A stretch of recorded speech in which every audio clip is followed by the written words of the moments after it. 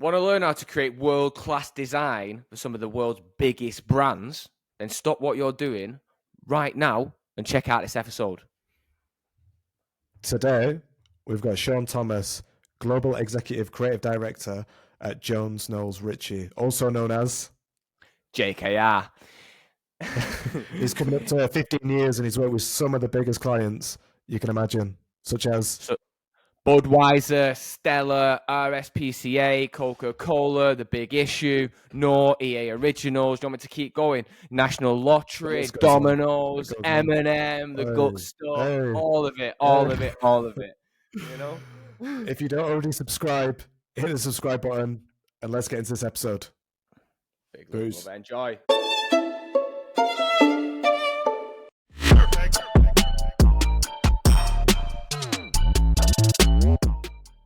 Well, right, we're all on it. Right, 6. So again, we always take it right back to the beginning, you know, early days, the origins of Sean.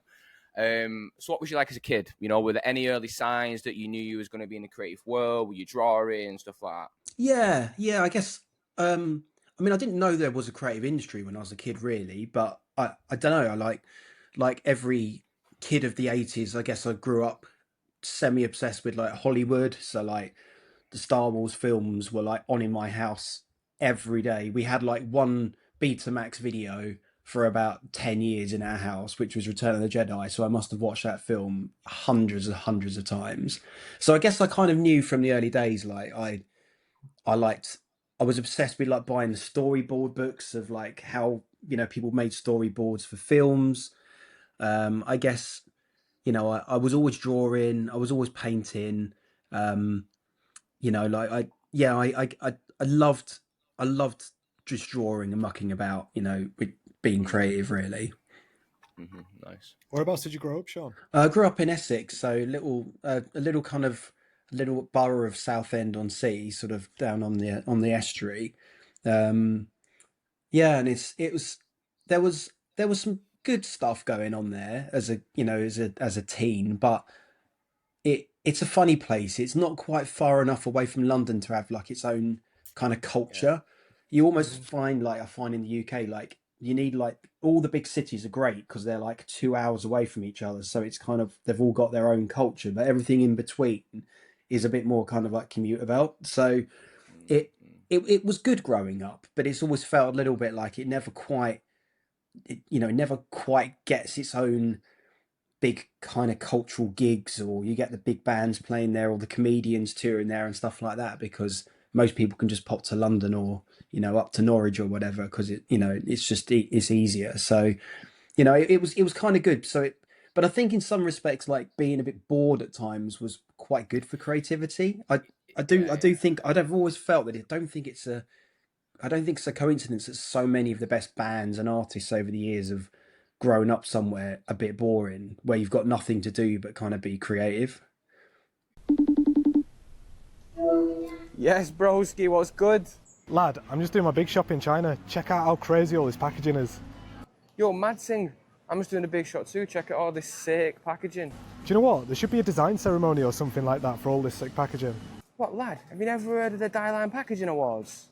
Ah? Oh, lad, entries are now open for 2026. Don't sleep on it. Get the recognition you deserve for all you and your team's hard work. Oh yeah, man, nice. Is it expensive to enter? They switched up the pricing this year, so more people can enter. Solo designers, agencies, and students, prices vary. Can you hit me up with a link? Yeah, bro. Check out dielineawards.com/race-deadlines. Yeah, man. Sick. Peace. Yeah, for sure. I heard something on a podcast actually a while back, and it reminded me of something that I used to do when I was younger. I go around knocking on my friends' houses, and if they weren't out, they were out, they weren't able to play or whatever. Yeah, I'd probably go home and I'd be bouncing a ball off a wall for hours. Just something so meticulous and boring to pass time. It's crazy. Oh, totally. coming out of them moments of boredom, like, do you remember that first thing you created that you was proud of? Like that thing that hit seminally? I don't know. I suppose when I was doing my GCSEs, and we did this school trip to go and paint, like, a local ruined castle. And I suppose I'd never had a moment in the class where I was like, I'd ever done anything of any particular note. Like I had some really good people in my class. Like I don't know what became of them, but like there were 4 or 5 people in my class, and by God, they could paint and draw. They were like incredibly skilled. I found some old photographs of the end of year show the other day, and like some of their work, you wouldn't be shocked to see it in like a gallery really. But I did this painting of the castle, and it was quite moody. And I waited until like it was all cloudy overhead, and I just got the light really nicely. And I remember my tutor saying that everybody else had tried to very realistically capture the castle, but what was quite interesting was that with about 20 minutes to go, I kind of didn't like mine, so I just started the whole thing again and just really quickly did it. And he said that even though it wasn't very accurate, like it felt toney, like it captured the mood and the day. And I remember thinking at the time, oh, that's kind of interesting. That was the first time I think a bit of work I'd done got praised in front of people. And it was quite good because there was a girl on that had just joined sixth form that week who I really, really liked. So it was nice to get a bit of praise in front of her. I love it. So before that, did you have any practice like drawing at home, or did you find something that you enjoyed doing creatively that you think led to you becoming a graphic designer? Yeah, like I think I kind of realised quite quickly, like I don't know why, but I don't know if it's lack of faith in myself or just I've never really tried really, but I don't think I was very good at imagining stuff out of my own head. Like some of the people in my class could just sit down and paint these like incredible creative, like abstract, surreal kind of things. And I kind of realised quite quickly that I was better at like still life drawing. I think life drawing was like my super skill at college. And I felt kind of more comfortable, like almost taking someone else's creativity and like building on it. So like I was always obsessed with like imagining what like my take on the Batman comic would be, or like writing a spin-off story for Star Wars or whatever. And I suppose a lot of kids do that. But I kind of quickly realized that I wasn't actually very good at coming up with things from like a blank sheet of paper. I love big kind of cultural things, and I get quite excited about big kind of cultural moments and swept up in it. And I think I wasn't sure what to do with that, like because I was struggling, because I felt like art, you had to be like really original and creative and do something that no one had ever seen before. So I was kind of struggling with art at school really, in that I knew I didn't want to go on to university and do English because I felt like I wasn't strong enough at it. I didn't really have the money. My parents weren't very well off at all really, and the grandparents were not able to support. And I went to university just on the year when all the fees and the loans all kicked in. So I knew that I had to come out of university and get a job. So I didn't go to university knowing what I wanted to do really, but I kind of thought, well, photography seems to pay, or like maybe animation, storyboard kind of pays. But I didn't really know what graphic design was, even though we studied graphic design that like in my foundation year. Like it was, I never really got into typography or learning about the history of I mean, like a lot of people probably, like the course I was on, I don't really know what it was really. It was almost like bits of life drawing, bits of trying to come up with ideas, but also some of it was just like watching obscure Korean cinema, and it was kind of interesting, and I loved it, and I wouldn't change it for the world. But I don't think I left foundation course really knowing what graphic design was. I don't think it was almost until I was halfway through uni where suddenly I realized like there was a career in graphic design, and it kind of clicked of like, oh, this might be what I want to do actually. And it was it was an exercise we did with a tutor called Ray Gregory at Norwich, and he set this example of like, how do you do a poster for this life drawing class? And the life drawing class was called Drawing for the Terrified. And I had this idea, which was, well, if you were terrified of drawing, you'd have like a really short pencil and you'd have a really long rubber, because you'd be so terrified you'd be rubbing it out all the time. So I kind of visualized this up really badly and drew it. But I guess it kind of gave me that bug of like, oh, that felt quite good. I had a little, I was really into my comedy. So I felt like, oh, that felt quite smart. And it kind of made a few people laugh. but I could be kind of creative, but with like a found object. You know, I wasn't having to create my own thing. It was like I could just take something that was there and kind of subvert it, and it just kind of ticked a lot of boxes, and it just set this thing off in me where I was like, okay, maybe this could be for me. Yeah, so Norwich, right? Obviously, you Yeah, went to and it was graphic design you were studying, it right? was. Yeah. Yeah. So obviously, moving into that education and stuff like that, like you mentioned Ray there. I'm guessing he was the teacher, like mentor, who kind of seen your potential and then inspired that to keep kind of like searching for what you could do with it more as always a career. Well, I don't know. It's funny, like, you know, when you look at your career, like you realize that the difference between success and failure sometimes can just be like a chance meeting with a couple of people through your life, can't they? But you know, there was a woman who worked in the back of the art department when I was doing my A levels, and I had no faith in my art ability at school. But she was like, "I think you're really good," you know, and I think her pep talks helped a lot. You know, I think I went to foundation course because if I was honest, I didn't really know what I wanted to do, so I wanted to bum around Southend for another year. So I, you know, and then on that course. I was taught by these like three great tutors called Pete, Derek, and Dave. And halfway through our course, Southend cut all funding to the foundation course. So we went in one day and the college was just shut, and they just told us like the course isn't happening anymore. So sorry, that's it. But Derek was very kindly said, "Well, we've all got to get other jobs. We've all been made redundant. I don't know what you're going to do, but you know, I'll help you. And if you just want to meet up on a Saturday at the local pub, bring some work along, and I'll give you some crits on it." So he just kind of carried on setting us fake briefs every other Saturday, and he did that for, you know, a few months until we got into university. So, you know, without that, I don't know what I would have done, because it was him that kind of diverted me to go to different unis of what I was looking at. He kind of told me what he thought I was good at. And weirdly, I bumped into him a few years ago. He kind of runs a lot of the courses at Ravensbourne now. Just completely coincidentally, we met again, so it's nice to work with him again. Ray was a really big, you know, inspiration point. So was a really good photography tutor at Norwich called Pete. And then really, actually, I didn't have much of Ray. Ray was a bit of a legend in the industry leading up to Ray, but unfortunately, he was very unwell in my second year, and yeah, he was in hospital for most of it. So Lucy took over running the course, who now teaches most of the you know, the design courses at Norwich. So it was a very experimental year, really. It was like Lucy was thrown in the deep end.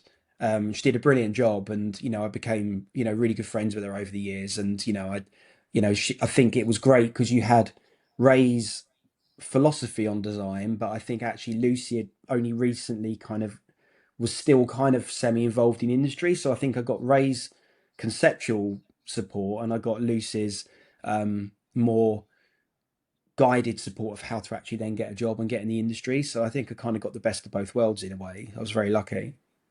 Yeah, nice. So That like, leads in. Go on, Christian. You go. nah, please. I was going to say that leads in really nice there, Sean, because you just mentioned about getting your foot in the door. What were those next steps then from doing going to university and at Norwich as well? I feel like it's Yeah. in that top tier, isn't it? Like very ideas based, Yeah. conceptually thinking. What was that journey from going through those years to then being like, okay, we're gonna you know, start your first placement or start your first job?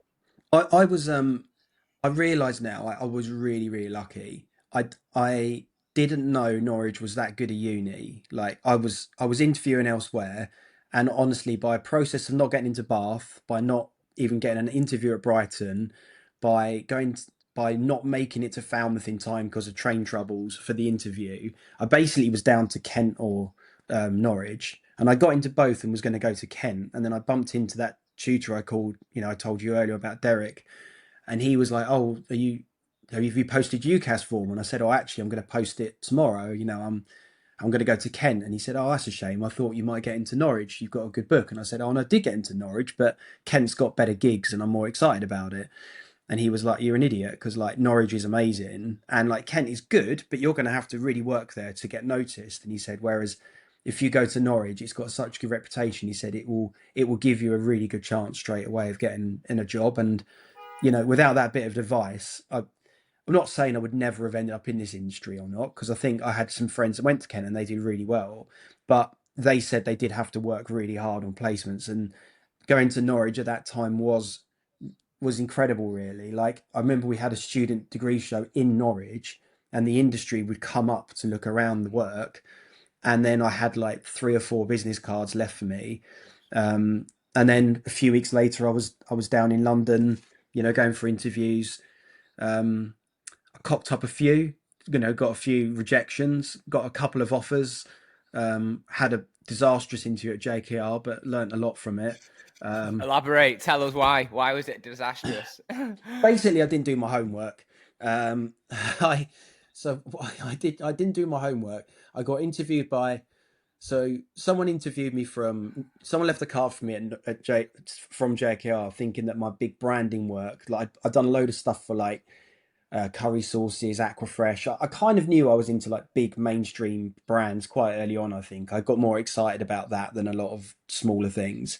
So JKR was a good fit for me, and I was sat in the interview room, and I had my back to this wall of awards and work and photo frames. And basically, I just said, they were like, is there anything you don't? Anyway, the interview had gone really well. It felt like I had the job. I was told afterwards I had got the job at this point. And then the woman who was interviewing me at the time asked me, is there anything you don't want to do for a job? Or is there any work you don't like? And I was like, well, there's a bit of a trend at the moment of just taking like really big brands and like cropping them and like sort of putting this like Photoshop effect on everything, which is it's just getting a bit boring and a bit tired, and I've seen it too much. And she was like, well, next time you should do your homework a bit more, and sort of said, see you later. And I turn around and this whole wall was basically full of work like that. And I was just like, oh God, what an idiot. And she's like, yeah, that's kind of our design philosophy here. And I was like, right. And it was a moment in time, and that was what JKR were doing a lot of at the time, and they moved away from it over the years, thankfully. But yeah, it was a pretty disastrous interview, to be fair, that one. I mean, there was a couple that this was back in the days before iPhones and things, so there was a couple of interviews I never even made it to because I couldn't figure out where they were. I was just walking around London with an A to Z, completely lost, with his portfolio the size of a house, dragging it around, like sweating, like on a 50p bus ticket, trying to work out where the hell these studios were. So yeah, they were sort of eye-opening days, really. I think the industry was pretty good though, and they realized that it was a lot of young students like figuring it out, and people were largely like very kind and supportive. I think if you turned up 30 minutes late or just rolled in because of train troubles or whatever, God, that must have been so stressful. I mean, by the time we were looking for interviews and placements, we definitely had iPhones and stuff like that to navigate and get about. But even like the panic of that, like just knowing I need to be there in 5 minutes, like you put so much pressure on those moments. To not have a phone back then and not knowing where you're going must have been stressful. Yeah, you had to sometimes just leave your physical portfolio there for them to look at as well. And then if you got another interview, you're like, well, I need to go and I haven't got 2 portfolios, so I'm gonna have to go and pick up the old one, then get across London to give it to someone else. It was fun times though. Like I was very lucky. I got offered a job at Carter Wong. I got offered a job at Coley's, and both of those were paying very good salaries at the time. But I actually took a job at Pearl Fisher, which was paying about half of what those others were paying, really. But I just had a bit of a feeling about it in my bones. There was just something about the place and the team there, and it was a very different company at the time. They hadn't really done any of the famous work that sort of defined them for the next sort of 10 years, really. The only thing that had just come out was the Absolute Mandarin bottle. But I love the vibe of the place. I love the people. They just all seem to be having such a good time working there. And I just thought, oh, this place feels like an extension of where I've just left at university. Whereas the other places all felt like, very professional design agencies, or I just kind of felt like this place felt a bit more me. So I went for that one in the end. Mm-hmm. Who else was there at that time? Sean Bowen had just taken over as the creative director. Loads of other great people. There was like Natalie, Sarah, Matt. There was a really good team of like core designers around me. Jono, Mike, and Karen were all still involved as the founders. They were in like every day. So I got to know them all very well. It was a really, really good time. Like some brilliant creative services people as well that went on to do great things in the industry. So I learned a lot. Maria, who's now gone on to teach at Norwich, she was there as well. There was a really good group of people. And then over the next, that was when I first started. And then fast forward like 7 years, you had Mark Gavan, who set up Buddy. You had Mark and Kate, who set up Here Design. You had Sarah Carr, who went on to set up Horse. Obviously, you had Sean and Kerry, who went on to set up B&B. And then like other great designers like Claudio, Will, who were at Midday. Like it was honestly, the talent there at that time was ridiculous. Like I look back on it and go, it was such a good 3-year period where like the work that was coming in was exciting. The pit, we won every pitch going. Like we were turning work away, and it was just so much fun as well. Like we were, traveling all over the world. Sean and Jono would just throw you in the deep end on a brand and just be like, look, it's yours, like make it your own. And as a midweight, and it was, I learned, it really taught me like what the experience I had there versus my next 2 jobs versus then going to JKR. I think Pearl Fisher taught me a lot about how I could see how a good studio runs, like being there. Like I was incredibly lucky to be there at a time when it was really lovely people. I've made friends for life working there, but also incredible life experiences, some really nice projects I'm still proud of. And then, more than anything, I really learned from Sean and Jono, like how to set a studio up for success versus like how not to, basically. Mm-hmm. Yeah, nice. When you was at Pearl Fisher, you just mentioned then, Sean, like you started to find your stride a little bit more as a middleweight, getting from bigger projects. When did you feel like you started to find your own voice as a designer? Was it like a specific project or a specific moment while was that even at Pearl Fisher or was that later on? This is going to probably sound really weird, but like the older I get, the less I feel like I've ever found my own voice. Like I actually felt like I was probably at my most kind of confident, I think, during the Pearl Fisher days, because I think I was quite naive and I didn't really know what I was doing. And I think I've always been quite good at projects when I do something for the first time, because it's new to me. I really take the time to like research it, understand it, kind of really get into it. And I sometimes look back on almost the first time I did any project of a type, and it's some of my work I feel like has almost been the best. And weirdly, like the more I do something, the less and less and less I feel like I've got better or refined it. I'm someone that kind of moves on quite quickly, I think, from doing things. So I don't know if I ever really truly trusted my own voice. Like I suffer from like, imposter syndrome off the scale.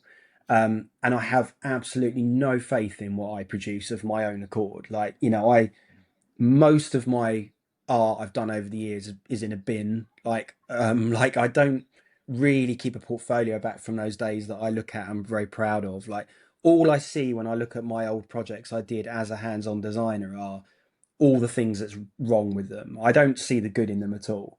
Whereas weirdly, when someone else brings me work, it's the other way around. All I see is the good. So I think I kind of realized when I became a design director quite quickly that maybe this was a better fit for me, because I have no faith in my own work, but I have a lot of faith in other people's. And so I think I quite quickly realized like almost I need to get good enough at design to understand what you need to do, but then I need to stop almost doing it and be hands-on, because I'm not a great drawer. I'm not a great crafter of like, you get those people that are on a logo and they'll just do like hundreds and hundreds and hundreds of versions. It would get better and better and better. I could never do that. I tried so hard. At times in my life I wanted to be an architect or a storyboard artist, and I just haven't got the patience. I get bored. I've never been diagnosed with ADHD, and I'm reluctant to self-diagnose because I know that's not.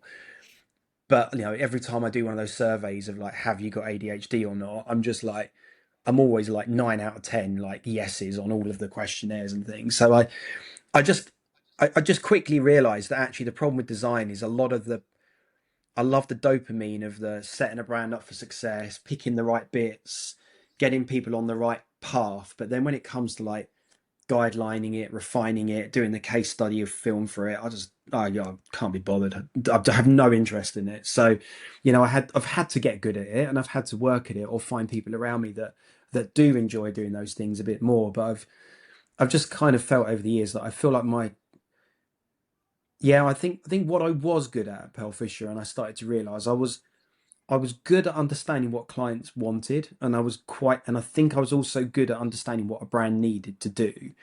And I think that's where I realized my sort of super skill probably was. But I didn't know that for sure really until, you know, 5 years after leaving Pearl Fisher. I started to get feedback and being in a more nurturing environment at JKL, where I started to think, okay, this is what I'm good at. I am right. But for like 5 years, after I left Pearl Fisher, I had a really bad experience in my next job, and I don't know if my lack of confidence now is still because of that, but it certainly like set me back like many years. Like, you know, the negativity and the kind of the way that company was kind of run. And now, you know, I'm sure that loads of people in this industry have got these kind of stories. Like, you know, I'm sure you hear it all the time on, you know, talking to people. But yeah, knowing your own mind is really tough, I think. Mm-hmm. Can we dig a bit deeper into that other company that you went to after? Yeah, sure. Yeah, if you want to. Yeah. Yeah. So where did you go to after Pearl Fisher then? I went to a little company called The Core, who don't really exist anymore. Okay. They got sold out to someone else, and then they've gone under as well, the people that got sold out. And it was just it was a really nice set of people that I got on really well with.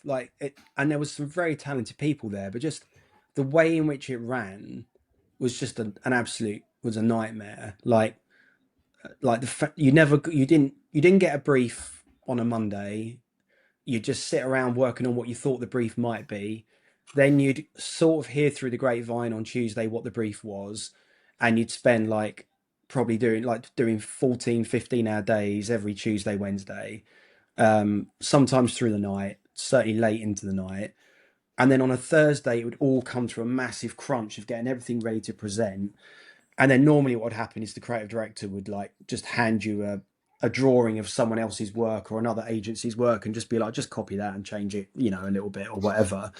So undermined everything you'd done for the rest of the time. And, you know, and I don't know, and some of the feedback there really, it was just like, it was quite oppressive. Like, people stayed there because their confidence was so destroyed. They had no faith they could ever leave and go anywhere else. And like, you know, it just felt like people kind of got stuck there because they didn't, it was almost like one flew over the cuckoo's nest. Like, it was just like a group of people that had been so beaten down psychologically that they didn't realize how good they were. So they could have gone on to be superstars elsewhere, or could have risen up there. But it was like the boss just wasn't interested in that. It's like, I've got my vision, I'm going to do my thing, going to make the easy money. You can work very, very hard. And it was just, and with me in particular, for whatever reason, he just didn't like me. So we just clashed a lot as well. But, you know, it made me quite sad just how many talented people there were there that never really went on to do anything great, you know, and they were some of the best visualizers, designers I've ever worked on, you know. But I felt like we all left a bit damaged from that company. It's taken a few people leaving there, you know, a good few years to rebuild their careers, and some people really have now as well. There's some people that have left there that are doing really well nowadays, like Mike Willows over at Not on Sundays, people like that. But it left me a bit broken for a while, and I just had to get out of there, and I just left with no job to go to, because I was like, this is literally psychologically damaging, you know, just being here nowadays. So I just got out of there with no job to go to. Yeah. So talk to us about that. So how did you find JKR after that, and what was that? Well, I went freelance, and I thought, well, I'll just see what's out there. And quite quickly, I actually worked at 3 or 4 other agencies that were pretty much identical to The Core. And I was like, oh my God, I've got so lucky at Pearl Fisher. And maybe this is just what design's like. It's just horrible creative directors bullying their team, working almost 24 hours, weekends. And it just, yeah, I had a miserable time freelancing for about 6 months, and I knew straight away it wasn't for me. I'm those people that like sitting on their own at home, crafting. It's not me. I'm a in studio person with people around me bouncing off ideas, like pulling people in, trying things out. My energy comes from working with other people, not just putting my headphones on, getting on with doing work myself. So yeah, I very quickly realised, yeah, it wasn't going to be for me. So I did a stint at Design Bridge. I enjoyed that. They were the much better agency at the time, really, out of JKR and Design Bridge. Design Bridge were doing really good work, winning every award going. Fortnum Masons, Guinness, that sort of thing. They were flying. But there was something about JKR. I kind of liked the structure of it, and I felt like when I freelanced there, I was like, oh, this place has got a bit of order to it, and it feels like it's well run, and there's some people here that are having a good time, and I was like, I feel like I just had this I've always liked an underdog as well. I think I took the Pearl Fisher job because it was it was almost like the not sensible thing to do. The other two job offers were the ones that made more sense on paper, but I think I took it because I saw it as an interesting challenge. And I think JKR excited me more because I looked at the brands and thought there's some amazing brands here, but like, what's going on? But really I just took it because I liked the people. I didn't really think too much about it at the time. I was like, I need a bit of stability. I'm going to see where it goes. And it was only really over the next, it's only been like probably, and I didn't really, if I'm honest, like I made really good friends with JKR in those first 2 or 3 years, but the first 2 or 3 years of working at JKR weren't particularly fun, if I'm really honest. Like they weren't great. The work wasn't the best. People were leaving. Good people were leaving all the time, and it felt like there was almost some behaviours there that weren't. I guess really I didn't feel like I was going to go anywhere, and then I think Ian had really been just removed from the company. So Ian's the R of JKR. Like he just, he'd been having his own sort of like challenges, sort of with his mental health, and he'd been out of the company for a while. And so it just felt like the company was sort of drifting and wasn't going anywhere. And then one day he was back, and then suddenly it was like, oh, there's the company I joined, and Ian's back. And then from there on, like for the last, probably 12 years really, like I genuinely say I've loved just about every day I've ever had, JKR. It's been such an awesome roller coaster. And I think from the moment where kind of Ian re-engaged and was like, right, I remember the chat, he got us all together and was like, we used to be the brand that did some of the most iconic work in this industry. Like in the 90s, like our work was on everyone's mood boards. Everyone wanted to kind of work here. Like we were winning awards. Like everyone thought like we were the benchmark, and like we've got some of the best brands in the world. And he's like, we haven't done one piece of work that we've wanted to enter into awards or PR for like 2.5 years now. And he's like, so all of you, by the end of this summer, I want you all to have done at least one piece of work that you're proud of, that you want to PR. And yeah, just the transformation in the company when he just said, like, I've realized the problem is for the last 2 years, everyone's been coming through me to get out. And it's like, there's too many people working here now to work like that. So I'm going to say to all of you, this is now your responsibility to do it, which is how Pearl Fisher ran, to be honest. And then suddenly, I think a lot of people found that change quite hard at JKR, because it was like they'd be so used to being told what to do by Ian to suddenly be in charge. But actually for me, after probably 5 or 6 years, quite a miserable period in my career, suddenly I think it was almost like that spark kind of lit up again, that from back in the days when I started in 2001, and I was like, I know what to do here. Like I've been here before, and this is what I'm good at.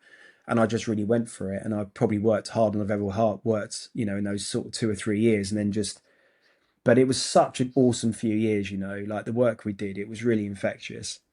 Mm-hmm, mm-hmm. Did you take a DD role when you got there? Yeah. Yeah, I came in as a senior, and then I quickly I took a job as a DD, very hands-on at the time. Yeah. So it looked, obviously you've been led by really good leaders throughout your Pearl Fisher days and stuff like that. So you've inherited a lot of them kind of attributes in a way, right? Yeah. So, how did that role like start to evolve, you know, from like being that designer? Obviously it feels like it's meant for you. Do you know what I'm saying? Yeah. It feels like you was, you know what I mean, doing the things, but you know, instead of being the designer to like lead in the creatives and then even to be in the executive CD where you're at now, what did that shift, like what was that main shift you had to kind of be conscious of to become that leader? Well, I think the biggest tension with the design director role is, you know, in a lot of companies, the design director role, you're still designing half the time, and then you're also leading a team of people. And it's one of the things that is a blessing and a curse about JKR London, which I've never seen anywhere else, is that our DD roles are hands off. So Ian, at this point, when the company really transformed, decided that it wasn't fair for the teams to have their work being judged by someone that was also doing the work, because he was seeing that too many of the design directors were choosing their own work because they'd done it rather than the team below them that were doing it. So he was like, I don't want you doing that. I want you to have to objectively judge their work. But then if it's not up to the standard you would have made it as a designer, you need to work with them to get it there. You know, that's your job. And I found that that was almost perfect for me. I mean, really what he did was he made the design director role at JKR basically a creative director role. That's kind of what he did. And it opened the floodgates, you know, I think for a lot of us. And you know, it was a really exciting time, but really that's the biggest difference. Like, I think taking more of an interest in what the team around you is doing. Like I worked with a couple of other design directors and even creative directors, and it would just frustrate me working with them because I'd see that you get a client briefing and then they'd sit down at the computer and start work on this thing themselves, but they hadn't briefed their team on it. But they're like, I've just got to get this thing out the way. And then we've all been here. And then at 3:00 in the afternoon, they finally got it out the way and they'd be like, right, team, you know, here's your brief for the day. Off you go. I'll see you later. I'm nearly done now. And then, you know, all the young people in the team would be like working into the night, working. And I was like, why did someone just not take an hour out at the start of their day to brief those people, to get them going? But so many design directors are so, you know, the trouble with the creative industries really is that to be a good manager is almost the opposite of to be a good creative. Like I don't think a lot of creatives are meant to be managers, and I don't think, I think that's why so many of the best creative businesses, you need like a really strong account person or business person there, because if you left us all to our own devices, we'd just all go bankrupt, wouldn't we? Or just never stop working. Like we're doing everything for free. Yeah, we do it all for free. We'd work all night long. We'd never be happy with anything. Yeah. You know, and so I think the change in a design director title, I think, really made me, you know, it made you have to think about other people first, and work with clients like more closely as well, which was the other thing. Like rather than the account team going out and getting the work and then giving it to the design team, then you're trying to. That used to annoy me so much because I'm like, well, I want to talk to the client. I want to find out like what the brief is. I want to inquire like if that really is the brief or is it not actually that. And you have to be like, well, could you go and ask them that? I'm like, oh, I don't feel comfortable in asking that. So I'd almost have to do a round of work to then present the work, to ask the question, to then redo a week's worth of work. And so I loved the change when we made it. And it just, you know, I think it's been one of our like secret sources really over the last few years. When that change happened, Sean, is there any pieces of work that happened maybe at the beginning of that period where it's like, oh yeah, we're back, like this is the Oh, so many. I mean, like, yeah, I mean, the bits of work that I guess I did, like Jura, PG Tips, Domino's, like they were like really big, like formative bits of work for me. Yeah. Sean, the Domino. I remember the day that came out. I remember the day it came out. I remember the old website layout. That top banner, Mm. and you open it up, and it just goes, Yeah. and they slowly slide together, and you just go, oh. Yeah. Oh, good, Sean. That was an absolute gift. That it really was. Yeah. Do you remember the process of that? Who came up with that? Did you like? How was that project? Well, it's a real joke in our company that everyone came up with Domino's. But I think it is one of those ideas. But you did, because you know the actual brief for it was to do I've got it if you want to pull it up and put it on screen so you can see it while I'm talking about it. If you want, I've got Oh, it. go on, please. Yeah, let's do it if it's easy. Yeah, nice. Yeah, Like I said, we're going to go through this section now and we'll go into like the work show. We just wanted to get, under the kind of bonnet in a way. And then, no, it's all good. No, it was just, let me just, well, that's not working, is it? I'll do it later. nah, you're good. Don't worry. It's sweet. No. So no, the actual brief was to do like on the top of the cardboard boxes was just to do like a promotional flash for like their new offer, and that was the brief. And then and it was such an ambitious time that every time a brief came in, like Lee or Sarah or Lorna or anyone really in the team would always be pushing of like, how can we do more of this? How it was like it was a job that paid like about 10 grand or something pitiful. I remember thinking at the time, and it was to do like a series of like kind of top of the pack promotions. And one of the insights we got was that that 96% of all Domino's pizzas are sold as pairs. So the whole business model of Domino's is built on the buy one get one free offer. So they actually make all their money on the tiny little percentage of people that buy one pizza. So yeah, everyone was like, "Oh, it'd be great if you just, it was a Domino, wouldn't it?" And then obviously the more we thought about it, we're like, well, the shape of a cardboard box is quite interesting actually, because the little corners look like the end of a chamfered domino. And then we got the insight of like, oh, buy one get one free. So you're saying every time you order a pizza, you get 2 boxes anyway, really. So we're like, well, let's put 1 dot on one and let's put 2 dots on the other. And then we went to their production people. But I remember it was one of those briefs where, the brief was coming to do the pizza boxes for Domino's, and like my senior designer at the time, Luke, just literally turned a bit of paper around with a sketch on it. Like the design director Brett in my team, he did the same thing. I think Alyssa, who was one of our strategists at the time, she did it. Like Matt Comboy, one of our creative directors, he did it. The guy in new business, he did it. Like we've all basically got a sketch, and we're probably all within our rights to say, oh, we came up with it. But the reality was, it was just one of those absolute gifts. And the real miracle of that job is that no one had done it before. We couldn't believe that. I mean, it was even one of those jobs that after we did it, like I started to get all these emails from students from like the 1970s saying they proposed it back in the day in their like college book. And like, there was a guy from an ad agency who said, oh, I presented this idea years ago and it never went anywhere. I just think that almost anyone who got that brief would have done it, if I'm honest. But we just got lucky, Beautiful I think it's a beautiful reassurance that that's the winner, isn't it?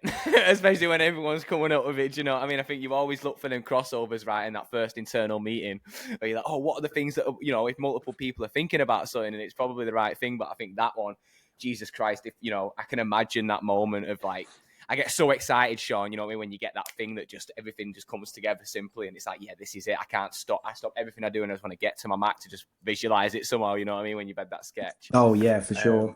It's sick. I love them moments, I live for that shit. The endorphins, the pure, like you said before, like the pure dopamine moments that come from that, it's like, it lights. That's why I do this.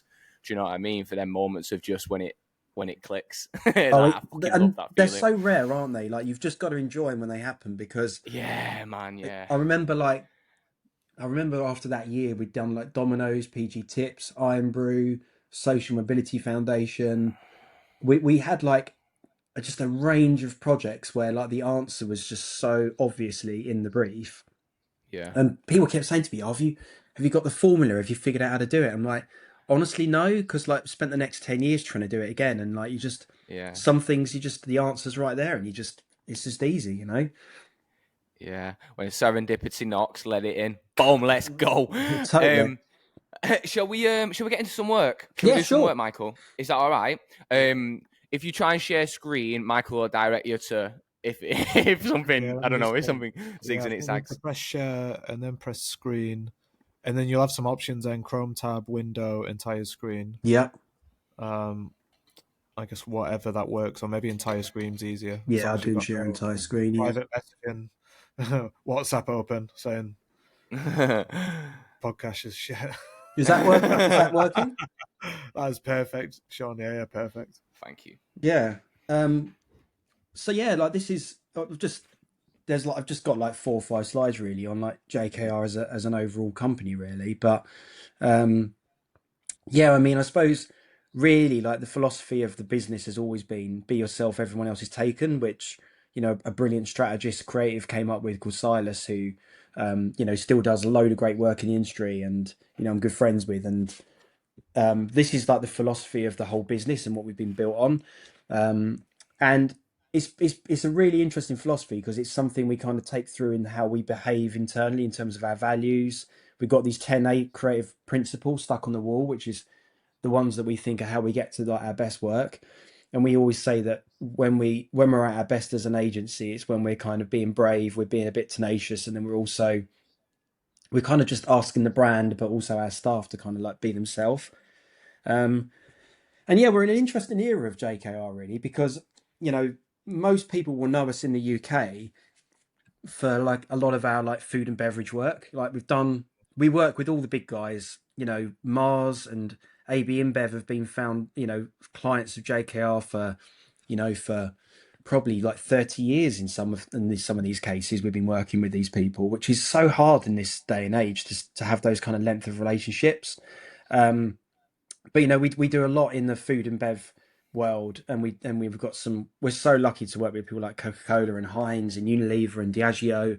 We got some great work. But what's been interesting in recent times is like increasingly I'm in charge of like helping more of these accounts along with Tosh and JB and try and figure out how we do more than just their packaging, which is how obviously JKR started. And packaging's now less than about 40-50% of what we do across the whole business. Because like the big push for the last few years has been to try and get into like more bigger branding opportunities, because after the success of like rebranding so many food and beverage brands, like we've now getting more and more people coming to us from more corporate side of things or technology side of things saying, we love that philosophy and that kind of humanity and fun you brought to those brands, and actually our, you know, tech brand could kind of do with a bit of that. So it's been really interesting watching the agency grow and seeing designers that, you know, historically have done like a lot of packaging work suddenly rebranding like EA or RSPCA. And it's been like really rewarding, you know, like obviously we've brought in people, you know, around the business to help us do this work better. But at the heart of it is still a core group of people doing this that, you know, started out life as some of us as like kind of almost doing like repro for like packaging jobs. So, you know, that's what's been so exciting about the last few years really kind of. And then on top of that, you know, whenever we get an interesting random little creative opportunity come in, you know, we take it on and have a lot of fun with it. So, you know, we're very proud of like the charity work we've done, helping DNAD over the last couple of years with lots of their initiatives and the festival. And then like working on interesting startup jobs when there's like, you know, someone's got an interesting like new proposition. So yeah, it's a really exciting time. I think people are going to be a bit shocked in the next 12 months when they see some of the work we're about to put out. You know, I think people are going to be a bit genuinely surprised that so well what's kind of interesting in the UK, I think, is that I think that legacy reputation of still being so food and beverage and packaging first is just rooted in our reputation in the UK. But whereas in America, all of our clients presume that we're a tech first agency or an ad agency, which is kind of interesting. We've almost got a completely different reputation in the US. This really is some interesting. solid work, Sean. Yeah, Jesus that Christ. first page, I'm getting goosebumps, Sean. Yeah, it I was kills me. thinking that one of my questions that I wanted to ask was, yeah, exactly that. It did feel, I can feel that you're definitely going through a big shift of, there was a lot of pack work previously. Yeah. Things like RSPCA, which came out, you know, fairly recently. A lot more branding, Mozilla as well. We had the guys from Studio Drama on. Yeah. Not long ago as well. So yeah, we've dived a little bit into these projects, but yeah, bloody hell, Sean, what a spread of work. Yeah, I mean, I can't. I mean, I've only personally been involved with 2 of these projects on this page. So, like on a personal note, like this is more talking about like the agency. But I think, you know, what my job has become really is to kind of create the teams that can kind of do this and to like strengthen our, you know, tech capabilities and our, motion capabilities and bringing copywriters and bringing people from advertising with art direction background to kind of make this work better. So, I don't. What's kind of interesting is like there's very few projects that I think we've PR'd as a business in the last 3 or 4 years, which I look at and I personally feel have got like my stamp on it. But I think what I'm really proud of is like it's more like the community of people we're bringing in and like the ability for us to attract those kind of people. Like, obviously Lisa come in was incredible, and she had an amazing 6 years with us and did so much of this iconic work. But like we've got like Stuart Radford in the business now doing great work. We've had really great creative like Ricardo and Jacob join. Like the internal promotions like JB and Vicky kind of leading some of our best work now across the studios. It's been a really exciting time, kind of getting to work on really big things. And I love working. It's great to kind of create a brand from nothing like this, but it's really good to like when you can create, something and you can really make people think differently about a brand that they know and love already, Yeah. Yeah. Yeah, and then I suppose just a few of like my favorite projects really. I mean, probably like my favorite project that JKR's ever done in my time of like leadership, and maybe always will be, is probably the gut stuff. Like I love this project. Like, the twins that we worked with that have gone on to, be sort of celebs on Channel 4 for their gut health programs. They're just an absolute ball and just brilliant to hang out with. And like there's, the both Glaswegian, like we met them the first time we met them, they got like wicked sense of humor. And they were like, how do we kind of get people to like realize that your gut is really important and actually is more in control of like your mental health than almost anything else. And it was just such a lovely like brief, this like, it went in the studio and it was like proper great collaboration. It was like senior designer called Sean, design director Rachel, there was me, there was Adam, who's gone on to set up Derek and Eric, and it was just such a like wonderful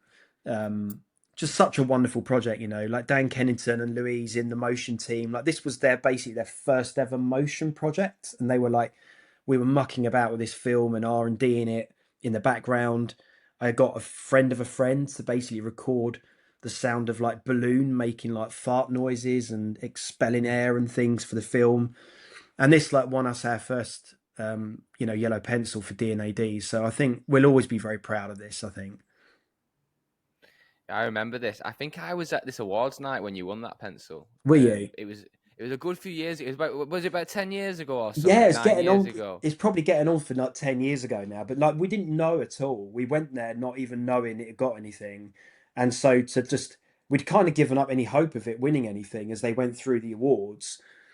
And then suddenly, like they just announced, and the yellow pencil goes to the gut stuff, and we were like, Nice. What? Yeah. Like we didn't, because I mean, we'd never won anything like that before. And so, yeah, it was an incredible night. Like but it was just I think what's also really interesting about this piece of work is we hear it from a lot of our other clients as well, like, Kellogg's and Activia and some of these brands, that it has opened up the conversation around gut health by just making it more fun and accessible. I think JKR has always been really good at that. Is like it takes a kind of quite pompous or serious subject and finds a way to make it quite light. And I think this bit of work does it so well, because it takes quite a complex, hard thing, and like gut health had always been like guys in white coats doing really boring things, and suddenly there was these two twins talking about like, your poo and what kind of shape it should be and stuff, and like interviewing builders on building sites about why they shouldn't eat and drink certain things, and I think this is us at our best. I think this kind of piece of work. Yeah, I love it. And again, obviously that graphic representation of it, do you know what I mean, takes it to a really nice place, doesn't it? Oh, totally. You know what I mean? And like, yeah. And I guess like I won't talk through all these things, but like this was a fun job. A friend of a friend was an up and coming Olympic athlete for a guy called Courtney Tulloch, and we just wanted to kind of have a bit of fun with some typography, really. So we went to where he trains, and we filmed him doing all of his moves, and he sort of told us about this move he can do he calls it the T1, where he basically holds himself in the shape of a T, and T for Tulloch, and he basically has to kind of like pop his shoulders out of socket to spin around. So we kind of created this typeface that just doesn't really make any sense, but that actually moves and basically comes apart like he does, and then kind of comes back together. And it was just a real labour of love for the design team and the motion team and the 3D team to figure out how to make a typeface in 3 dimensions. It was just a lot of fun. So yeah, that was a really fun job. And then, you know, a little bit of a big passion point for me is like gaming. So we got to like rebrand EA Originals a few years ago during lockdown, which was, you know, a really lovely dream come true for me. And I felt like this was a really smart solution because basically like all of the game developers wanted the ability to kind of create their own logo for their own game. And because of the different genres of game the logo had to go on, what we found was when you put this logo on maybe like a platform game versus a stealth shoot 'em up versus like a fighting game, we couldn't find one logo that sat on everything. So what we allowed the designers to do is the EA in the split of the O always stays the same to represent EA, but then the back half of the typeface, they can take it and change it and do whatever they want with it. And they've been using this system for about 6 years now, and it still looks like really good on all like the latest games, like Split Second. You know, and it was really good. That's a good example, I think, of where if you can't talk to a client and find out their tension point, you know, because the developers were like, how do we illustrate that what we're doing is different to what EA, the parent company's doing on their more kind of bigger tentpole releases? So, you know, that was a really interesting job. And then obviously, like, you touched on it before, but I think RSPCA last year was like, you know, an incredible moment for the London studio. It's been great to see like the reaction to this and like the reception it's had. You know what I love about this? The how you connected the animals to each of the places that they was for Yeah. the football team. So it was a football team connotation, right, or something like that? Yeah, like we basically tried to find a reason for every animal to be different on every store around the country. So like in Norwich, near where the Canaries play, they've got a canary. You know, there's a seal sanctuary opposite at one of the RSPCA sanctuaries down on the south coast. So we used a seal for that. But yeah, basically every single store is being refurbished one at a time with a different animal that represents like the local area or something sort of famous. But again, this was another one where really, like, you know, the team spent a week just traveling around in a van with RSPCA inspectors and realized, you know, what needed to change, because like these guys were getting like unprecedented levels of abuse. Like, I mean, you some of the reports of like, they were like RSPCA inspectors, and like the shit they go through is ridiculous, where the public set on them, like farmers throw stuff at them. Like, so like their whole thing was, we need to stop looking like we're turning up like the police force, and we have to look like we're a more approachable, friendly organization, you know? So, but it's been amazing. Like the results on this are probably like the best effectiveness we've ever seen on a rebrand. I think their donations are up like 300% or something since the rebrand, which is incredible. Yeah. Amazing. Love it. The cohesion again, like everything you do, it's like, it's so simply cohesive. And then, you know, if it doesn't spread, it's dead, innit? You always latch onto that thing and it just goes poof. Yeah, you know, it's like, then we always try and have this idea at the heart of our work. Like this was the rebrand for M&M's. It was all about belonging, and this was their new positioning, was all about belonging. But really, we said, well, you know, the clue's in the name. Really, it's like M and M. You know, the and is the most important thing there. It brings people together and you have fun with it. So, you know, this was a great piece of work that like Christy, Stephen, Lilia, Tim, Louise, a really great team of people kind of led, and just helped kind of bring it all together really. But I think, you know, it's really, really lovely piece of work, just taking that simple thought of the ampersand and how powerful it can be in like bringing that whole kind of world together.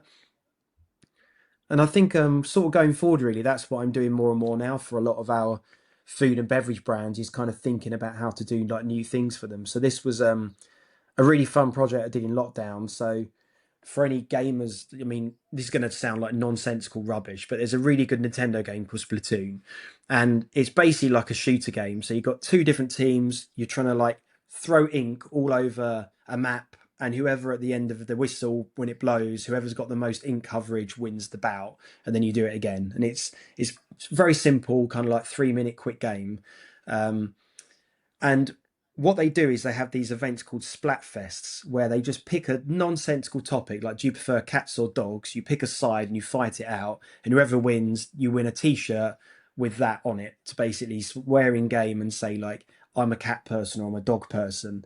And I noticed that they had an up and coming one, which was like mayo versus ketchup. So I reached out to the Heinz client and said, look, trust us, but can we take over like your Twitter feed and your Reddit feed for a week? And can we just like throw loads of abuse at Hellman's basically? So that was basically the idea. And we started this thing up where, we just basically just kept like every time anyone was into ketchup and was a Splatoon player, Heinz would like send them free ketchup, would like their posts, would take some of their pictures or their drawings or their photos, and we'd redo it in like a Heinz style and send it to them. We sent out free T-shirts. It was just a week really of just living on Reddit, having fun, and throwing like shade at any mayonnaise brands out there.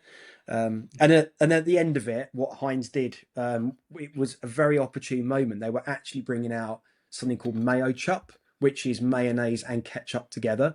So on the last day of the tournament, we actually announced that maybe the answer is like mayo and ketchup together is the best. So it was just a really, really fun, stupid thing. But I think what I loved about it was this was like the really early days of Reddit, and like no brands we knew of were like even going near it.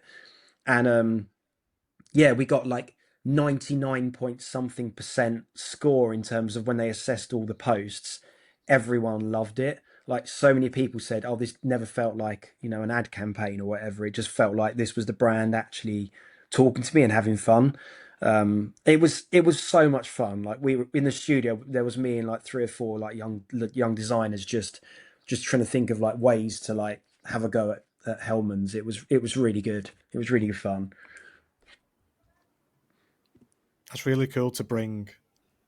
Yeah, like you mentioned at the start, you worked on a lot of packaging previously and then branding, but again, just reaching out to a client and say, we've got this good idea, obviously more for social. But yeah, just really cool that you apply creativity to solve any problem essentially. Yeah, that's the weird thing for me. So like, I think like over the last kind of 2 or 3 years, really, like Lisa and Tosh, at JKR have probably been leading more and more and more of like our big rebrands, that, probably the ones that have been on, everyone's been on stage talking about. Whereas a lot of the brands that I've been working on, we've kind of done the rebrand. And so the creativity's actually come more from like thinking about what to do for them next. And I almost feel like I've almost become like the head of in-house design for a lot of my clients in the last few years, where it's almost like, okay, we've sorted out the foundations of the brand, but now the hard work really begins. And it's like, how do we get into people's social feed, or how do we do a limited edition, or how do we get talked about, So really like my job nowadays is like, I work mainly with Mars, with Unilever, and with ABI to kind of do a lot of the work for them. So this is a piece of work that you might have seen. It's the Lefa Sonic Identity. This one's got sound actually. I don't know will it work if I play it with sound? It should do. If it doesn't, we can go back and try and tick the box again. And if that fails, Sean, then we can just add it in afterwards. Yeah, no worries. Do you want me to play it and see if it works? And just, please, please. Just shout if it doesn't. Yeah.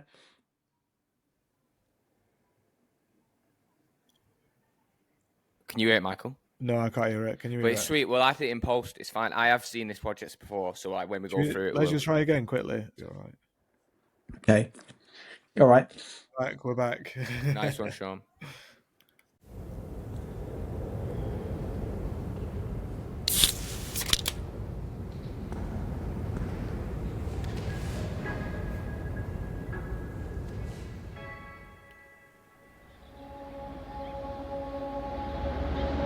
I can hear it. Okay.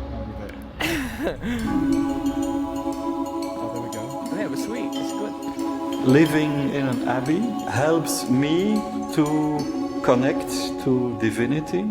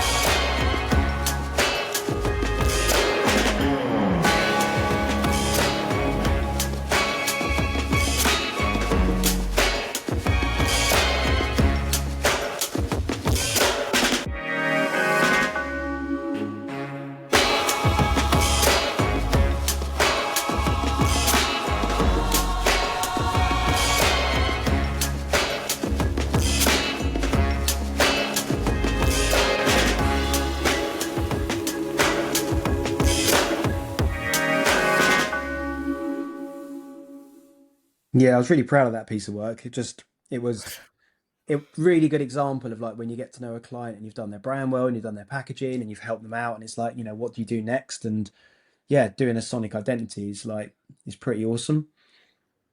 That's sick. I'm trying to push for one of the projects I'm working on at the minute. What do you, obviously, you go in, it's like when you think of McDonald's, and it's so unmistakable. You shut your eye and go, ba da ba ba ba, and Yeah. you know exactly what it is. It's like, what are the main changes in thinking, I guess, like designing for sound to designing to visual, you know what I mean? Well, I think what really helped with Leffe was they had the Abbey, and that's where the beer came from, and that they're like one of the first Abbey beers, and it was so obvious. It was another Domino's, really. Like we approached the Sonic branding team to help us record it, but we kind of went to them and like, we think we should just record it in the Abbey, and then come up with a piece of music that sounds like it's been sung and recorded in the Abbey, and they were like, oh, absolutely, like this is amazing. So. How many beers have got an Abbey? So, you just gotta, when we talk about distinctiveness of work, you've just got to take the best thing that a brand's got and do the most you can with it, haven't you? Really. So, yeah, it was an absolute gift, really. And we're working on some other Sonic work at the moment, and it's not always quite that easy. I'm finding out, but it's a really, I love Sonic identities. They're brilliant. Do you partner with an agency? Yeah, we partner with an expert. Yeah, we partnered with Resonate on Gut Stuff, and we partnered with Massive Music here, and we've partnered with other people elsewhere as well. We've got a couple of other things in the work coming out like later on, like this year and early next year in the Sonic world as well. And I think we've got some really interesting stuff coming up. But yeah, Sonic branding's such a big opportunity. In the past, I think there's been this grey area of like who owns it, who does it.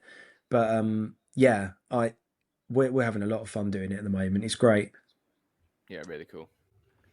And then and like I spend a lot of time doing ABI these days. Like they're kind of like my main account. It's like the biggest account we have at JKR. So I kind of see a lot of that, and we've got to do some awesome stuff along the way for them. So this is their offices in Belgium.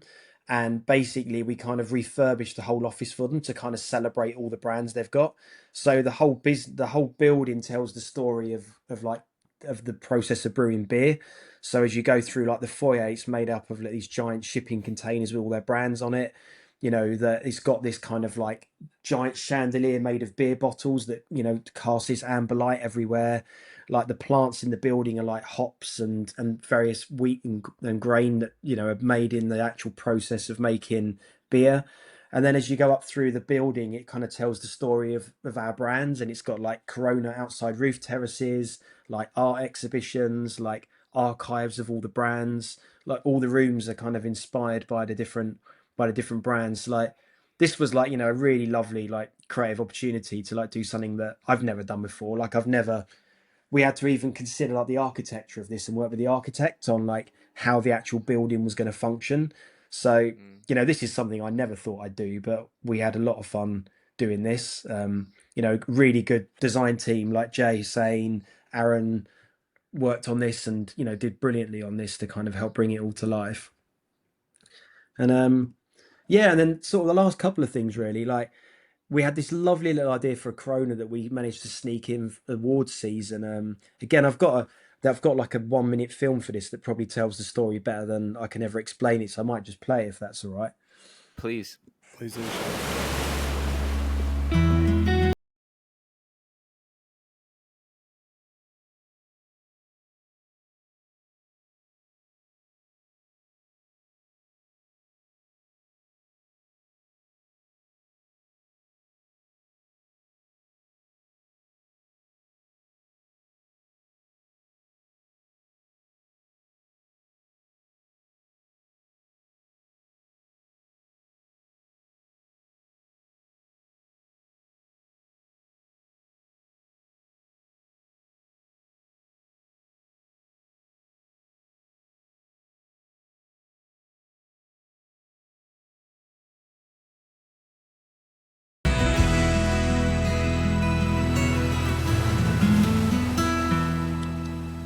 I fucking love it, Sean. I fucking love it, Even Sean. the logo upside down at the end. Oh, you kill me, So good. honestly, mate. I live for it. I love it. I love this really project. good. Like I was, So good. yeah, it didn't do anything for us at all at awards last year, and I was a bit gutted about that because I love this project so much. But yeah, just one of those lovely little ideas we had.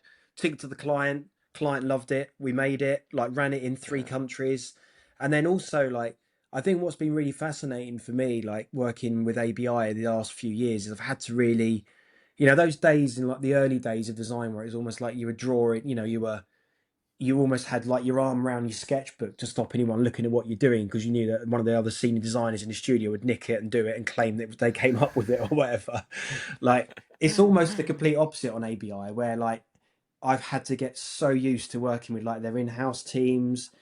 Corona have got their own group called the Corona Studio who go on like actually photograph and like capture all of this stuff because they want Corona to have a certain aesthetic, and the best way they've found to control that is to actually do it all themselves in-house. So, you know, this was one of those projects where it was like we had the idea, but then, you know, worked with their own in-house team to kind of then go off and help us capture it. And on the last day of shooting, like we got nothing from this whole project. And then suddenly they sent us through that video on the last morning we had where the sun went down, the cloud cleared, we got that shot through, and it was like, oh, thank God. It just was so good, you know. It was one of those lovely moments. Yeah, I love how it aligns you know, it's just like everything. Yeah, there's no Photoshop there at all. Like genuinely, yeah, like that is what it looked like. It was yeah, absolute dream project. That just a real gift. But really good shot. yeah, for the last sort of few years, really, my main project's been Stella. So you know, Stella's a brand that I've worked on all my career. I started on it when I left university and helped kind of redesign it at Pearl Fisher with like Sean Bowen and Claudio, and then it came back to JKR sort of when I was there about 10 years ago, and then Tosh took it over to New York with him. And it, you know, it's a fascinating brand. Like, you know, I'll come on to talk about the craft and the look of it all and, you know, working with Alec and everything in a minute. But like, I don't think people kind of realize like its heritage. Like it has been in Leuven, and as a brand, it has been around since like 1366. It's like one of the oldest beers around, like on the planet, and it's had so much history. But it was in a bit of a state when it came to us. So you know, this was the work that we'd sort of done in New York, and it was the right brief at the right time. But the feeling was that it got quite stark and the codes of premium had sort of changed. And the problem with Stella was that it was like a brand that's got one reputation in the UK, which we all probably know what that is. And it's got this, it's unfortunately what kind of happened, if you don't know the history of Stella, was it was brought over to the UK as a premium beer. And because it was like 5 and a bit percent, what kind of happened, unfortunately, was an awful lot of people started drinking it because it got you drunk quicker. So it was a premium beer that was only sold in like restaurants, and then very quickly football kind of fans started drinking shitloads of it, and myself included. I remember doing that at university, and then very quickly it went from being this super premium beer like Peroni to you regularly see it just lying around in gutters on the streets in the UK. But then the thing that makes Stella fascinating is in Brazil and in Belgium and in America, it's got a completely different reputation. It's seen as a really premium product. It sells at a massive price premium in America. You go to America and having a pint of Stella, and it's a different experience altogether, as I'm sure you know, Christian. I was just going to say that. Yeah, it's perceived very differently out here. Yeah, it's so different. And in Brazil, it's almost like the beer of the influencers. So it's quite hard when you work on a global brand like that. And it's like, well, how do you come up with something that makes sense for 3 different markets, which have all got completely different points in their kind of history? But the one thing we all felt was that the cartouche was becoming a bit of a problem. Every time we stuck it on anything, it just instantly made it feel a bit old fashioned. So, the first thing we did really was, as much as I love the craft and all the depth and there's a real beauty in the one on the left. The challenge was every time you put that on like a end of like a digital ad, or put it on Instagram or something, and it just didn't feel like, it always like weighted it down and made it feel very heavy. And so I had this kind of chat with like Eleanor and Harry, the design team that did so much of this work. And I sort of said, like, I feel like we need to get more white in there somehow. Like, how do we like strip it back? And we started taking like the bars off the top and the bottom, but it never really worked. So we went to Alec Tier and sort of said, look, we've got this thought, which is, well, I think we need to basically create more air in there. We need to get rid of a lot of the black, but we need to create a bit more kind of air and breathing space through it. And I think we need some white to come in. But we tried to do it ourselves and we just couldn't do it. And then, Alec, wonderful designer, used to be at JKR for many years, cried my eyes out when he left because he was a real asset to us. He nailed it. He absolutely nailed it. And, I think it just made the brand feel really fresh and alive again. And suddenly people were like really proud to kind of put that cartouche on things again. And, you can't explain sometimes why something works once and doesn't anymore, can you really? Like that logo on the left, like, transformed the brand when it was done.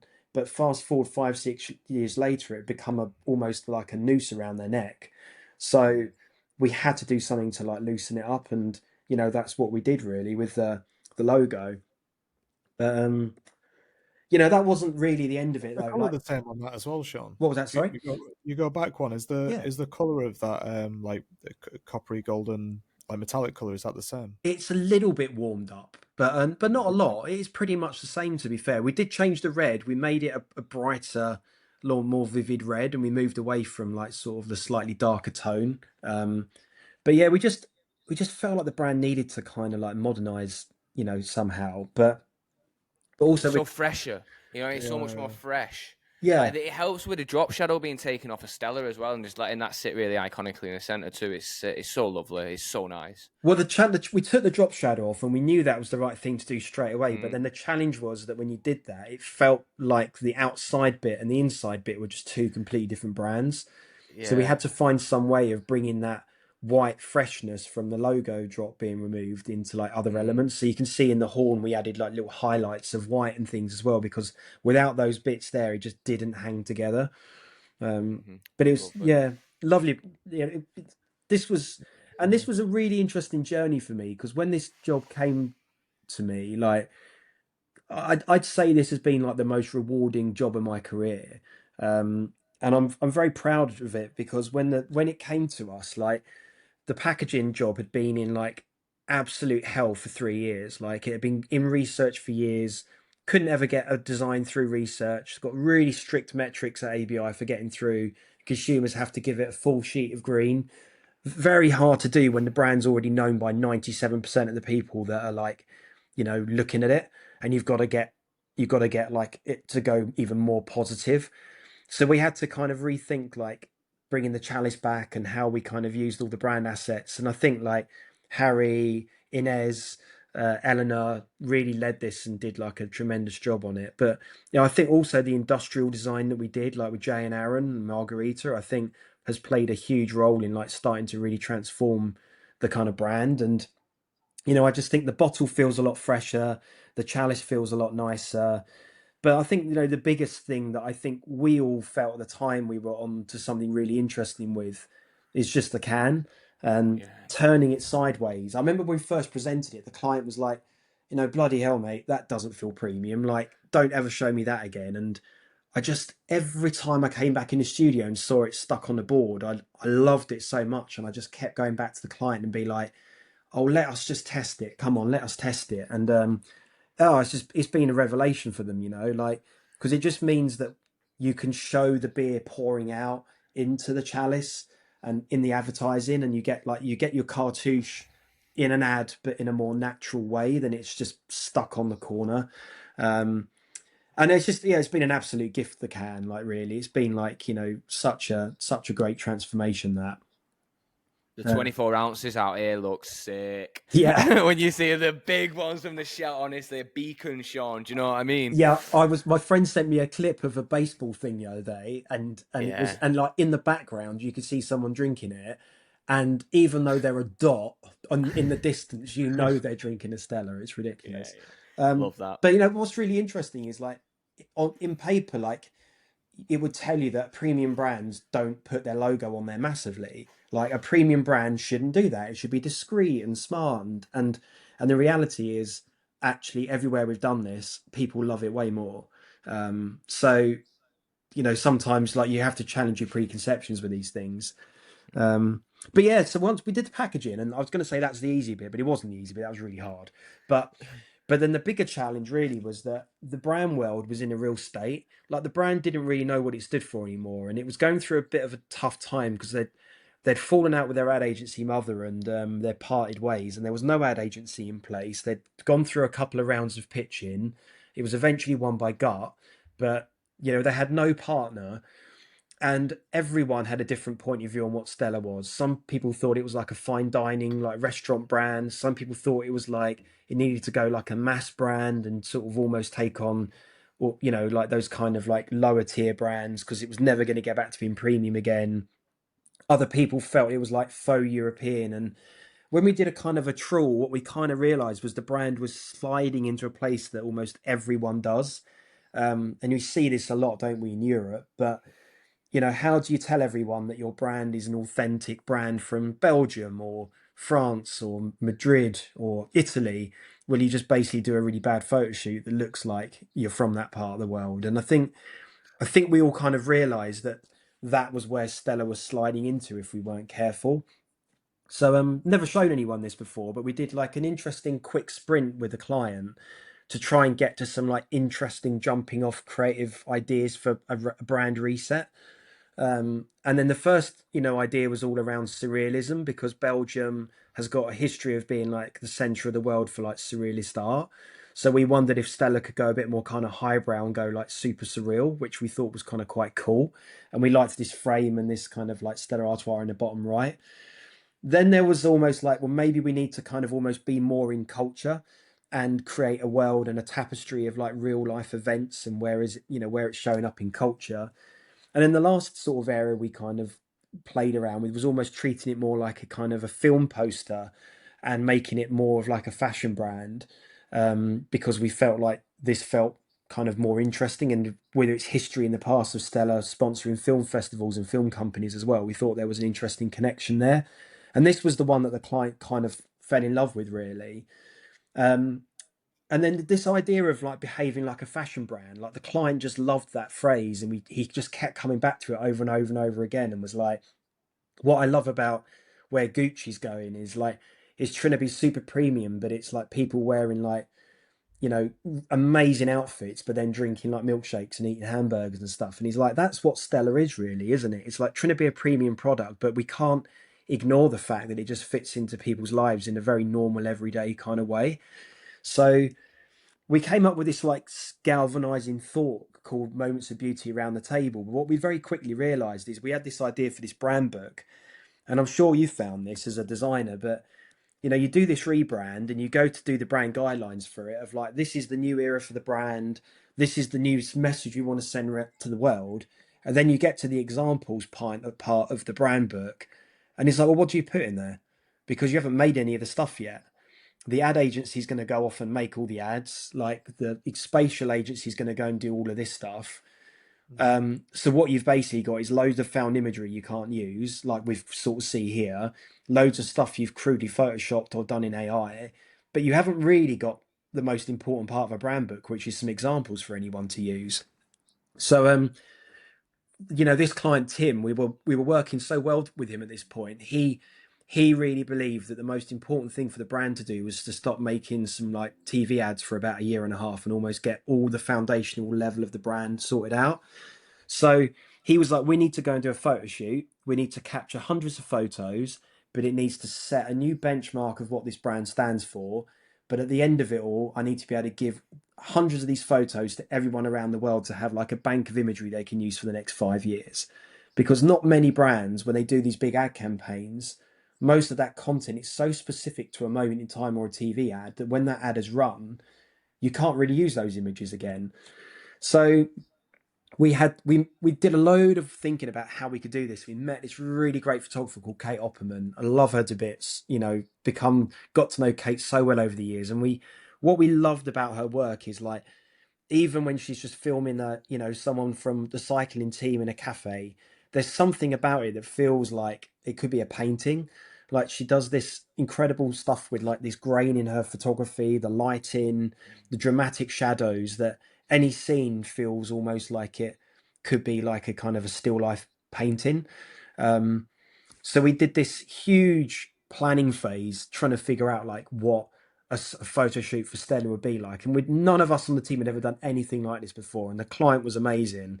And we worked on this for months, like finding models, the right kind of outfits, the kind of props we wanted, what was the right mix of like, is a paper plate too cheap or is that the look we're going for? Like, how do we kind of brand it and make sure you feel like it's a Stella photo? Like, what's the color balance? It was a huge amount of thinking, but it was just really thinking for months, really. And then, yeah, fast forward a few months and I turn up in LA and there's like 2 of us from JKR turn up and you're on this shoot and it's about 300 grand's worth of talent, money, models. There was about 9 of these vans parked the whole way down a boulevard in LA. And you turn up and you're like, oh my God, what are we doing? Like, this is sick. That's yeah, I was awesome, just like, Sean, I have no idea what I'm doing. I've never been in this environment before. I love it. And like when one of those vans is just props, one is fashion, one is makeup, one is food, one is drink. But it was incredible. Like we scoped out these like locations, and this is like some BTS stuff that like Kate shot. And she, you know, she loves making these books at the end of a project of all the BTS stuff. But we were literally on the set, like trying to figure out the tone of the brand. Like, do we want everyone to be joking around? Do we want there to be a certain amount of swagger to it? You know, we were filming in these warehouses and we were like making them out like Manhattan lofts. But the other thing we were trying to do was create imagery that could run in Europe or Mexico or America. So how do you come up with like aesthetic and objects that, so we had like people from the Mexico team on a WhatsApp group with the London team, with the American team, all checking that the imagery felt like it could run in their country or not. It was an amazing, like, you know, process. And, you know, our retouching team led by Steph did some incredible work with Kate's team as well to like make some of this beer look super tasty. But, you know, really like, you know, this was a set we built in the back of a diner. I'm really proud of this work. I just think there's a lovely sort of tone to it, and the sort of vibe we kind of captured, I think, you know, feels really lovely. Like it feels like a mixer of like the everyday and the premium, but with some like down to earth kind of moments. And we just tried to make something that felt a little bit different. Like that suit the guys wear in there, that tracksuit, that was worth about £3,000. So, you know, if the people that are into their fashion, that is not me. You know, I do about 2 clothes shops a year, but like they will look at these ads and go like, oh my God, that dress, that I know where that came from, you know. And that's what we were sort of really going for on this shoot, was to try and capture like the product and these people, but in a way that like no one had really seen before. And it was such a sort of satisfying shoot, and I'm really, really pleased with this photo shoot and how it turned out. It was nerve-wracking, but it was also kind of really awesome. You know, and I think I've seen it, you know, it was really interesting when it launched as well. Like, it got loads of criticism, but loads of love as well. But what's kind of interesting is the amount of people that come in for an interview now and say, oh, you know, that photo shoot you did, like, it's on our mood board, or yeah, we used Kate because of that. Or so it's nice when you find a job like that and you feel like it's spread through the industry a little bit, you know, over time, and it's grown on people. And I think this work did that really well. And I think, you know, on set as well, we actually had templates where we were taking these photos and dropping them into templates to check that the work we were going to run as well, like how does it look on a billboard. And you know, we created a lovely design system for it as well, that kind of, this imagery was all shot to work in lots of different formats and be useful for the brand. And then we also created this like set of typefaces based on the two founders of Stella, so Sebastian and Isabella, who both had very different kind of character traits, but when they kind of came together, they kind of created magic. So we kind of based almost like their personality traits on like the flourishes and the aesthetic of the typeface and what they were both good at. You know, Isabella was much more about the beauty of the brand and the branding, whereas Sebastian was a bit more like, he was a bit more of a mechanic in the actual brewery, kind of sorting out the pipes and making it kind of work. So that was like the thinking between the two typefaces kind of coming together. And yeah, just a, you know, lovely set of work, which even now, like 3 years on, like the brand's still using it on social media all the time and doing interesting stuff with it. And what was great about it was, because there was no ad agency, this actually ran everywhere as well. So, you know, every so often I just go to America with work, and you just walk around somewhere and like, oh, there it is. It's just out there running on the street, you know. And you know, it's really helped the brand's reputation, you know, in America. I think this work, it's been great. And then and you know, the client Tim that I referred to there on the right, like he kind of has been so instrumental in like just believing in us and helping us do kind of great things along the way. You know, we got to work again with Kate and go back and do a shoot for Stella Artois Christmas, which you can kind of see here, which we were kind of really proud of. We also have done another shoot for the 0%, kind of showing how 0% kind of shows up in people's lives, and like things like, you know, games of pool, brunch, you know, times where maybe a 0% is a bit more what you want to drink rather than a full alcoholic drink. And then all of this culminated really because the relationship was so good. We got this phone call saying, right, what are you doing in February? Can you get to Barcelona? And Kate and I and Rich and Eleanor all flew to Barcelona and were making their first ad after winning the pitch with David Beckham. And Tim was so pleased with the photography we'd taken. He was like, right, once the ad campaign's running, I want the stills to match the Brand Well campaign that we've also done. So how do we kind of bring it all together? So this was obviously a pretty amazing moment, kind of getting to meet like one of your sporting heroes, David. You know, that was pretty wicked. That's sick. What's he like?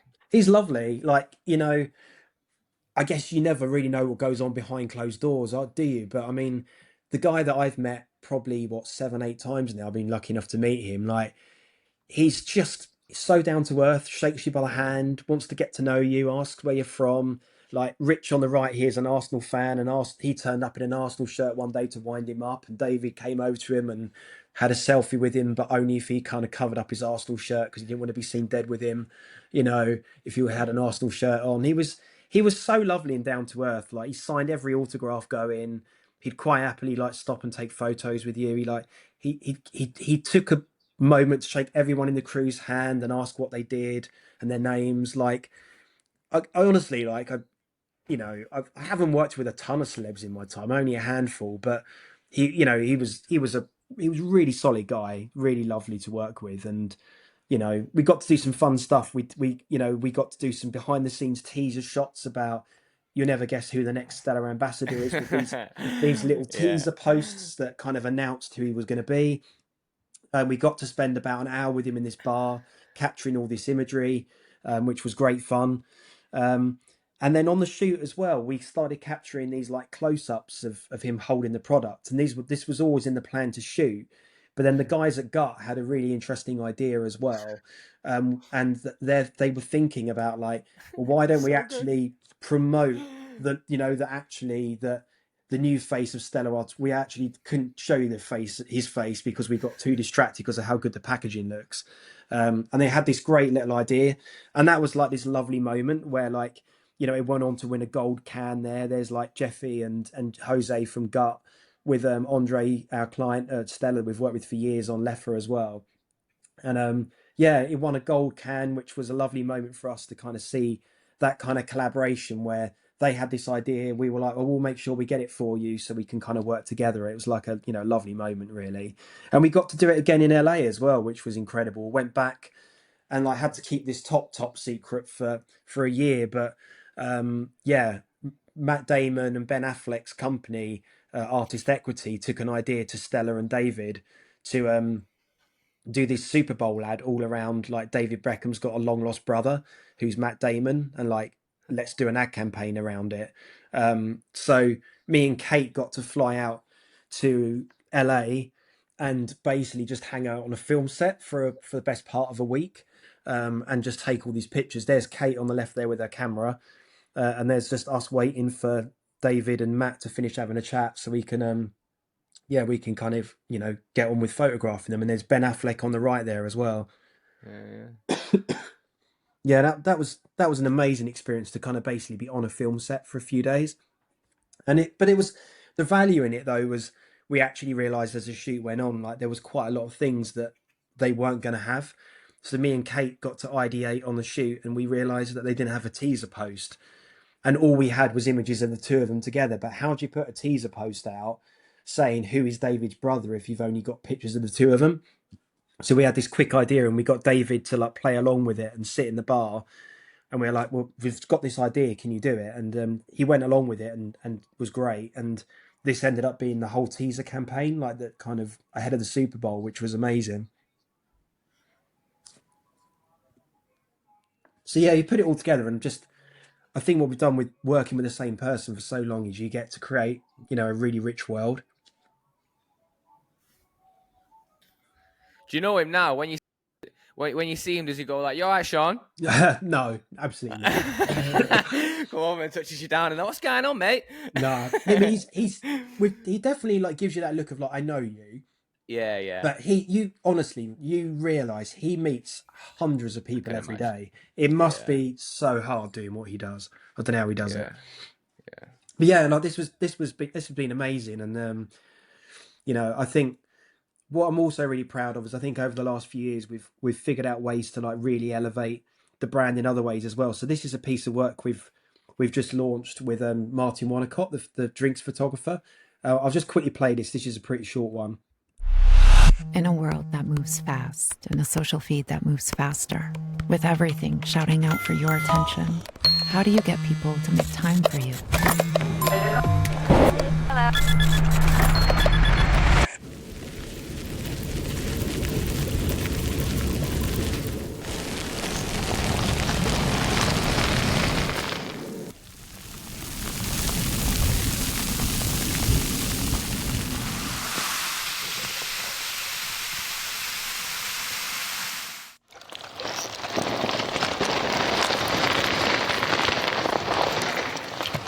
We let quality speak for itself. By filming beer at a speed no one has ever seen before. Standing out by slowing down. Creating a moment of calm.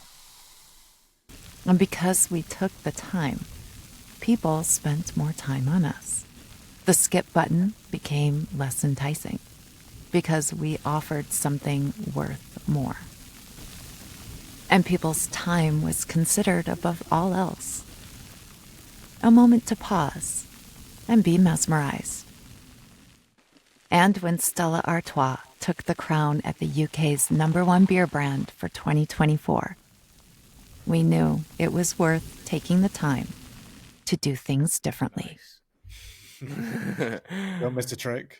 Never. You don't miss. You just don't miss. Well, It's insane. Yes, this was lovely, really. We just looked at like what was going on social media and how frantic and horrible it all was, and we were like, why don't we just go and make some like absolutely incredible kind of beer porn, basically? And like honestly, you just won't believe how useful these assets have been. Like I think of any bit of work I've ever made, like these are the assets that just keep giving. Yeah, we did a shoot with Martin a couple of years ago, and we've just done another one a few weeks back. We've got another wave of content coming, but we've this is run on, like you can see on, like Waterloo train stations, all across all of their social media. Every time they've got they've got promotion on, like a gap in the cinema schedule, like the disc takeover of a Canada Square, it's obviously superimposed on it, but that really happened. Then that was all real. And even like through to like TV ads and like interactive like moments in like tennis tournaments now, like these assets just get used everywhere. So like, really super proud of like, this work. And, we're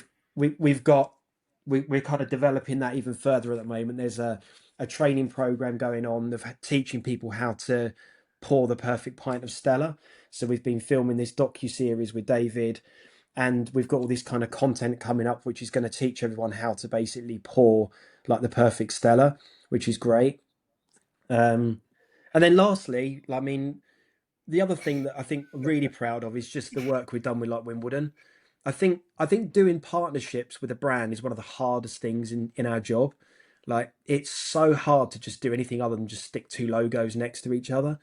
And I think what I love about what we've done with Wimbledon is I think it, more than any partnership I've ever worked on, it just feels like the two brands have kind of like fused, and it's like mutually beneficial for both parties. Like Wimbledon are really proud of like working with Stella now, which, go back 2 or 3 years ago, I'm not sure you'd say they were.